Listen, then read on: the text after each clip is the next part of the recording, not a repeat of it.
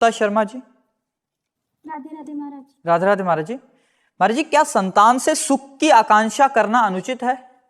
नहीं,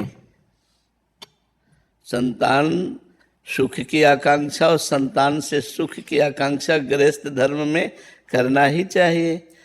जब महाराज दशरथ जी के बहुत समय तक पुत्र नहीं हुआ तो चिंतित हुए ना।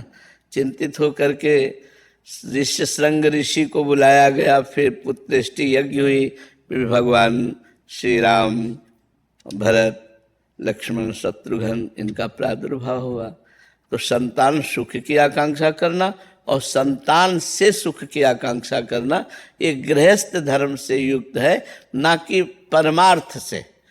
परमार्थ से तो हमारा कर्तव्य है, यदि संतान उत्पन्न हो जाती है तो उसको दुलार करना, पढ़ाना, लिखाना, उसका ब्याह करना, लेकिन सुख भगवान से चाहना। परमार्थ का स्वरूप है सुख सिंधु भगवान से सुख चाहना और भावे रखना।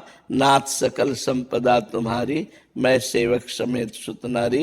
ये परिवार सब कुछ प्रभु आपका है, मैं आपसे ही सुख चाहती हूँ, ना कि पुत्र से। अगर हम संतान से सुख चाहेंगे और कल वो प्रतिकूल चलेगा, बच्चा प्रतिकूल हो गया, तो हमारा पूरा जीवन दुखमय हो जाएगा, नरक में हो जाएगा।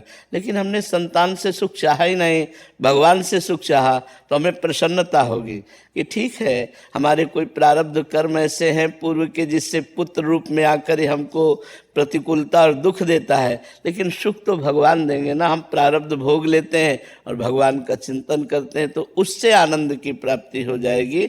अगर हम केवल पुत्र के ही भरोसे रहेंगे तो पुत्र नाशवान है और पुत्र प्रकृति के अधीन त्रिगुण माया से युक्त है, वो हमें सुख नहीं दे पाएगा।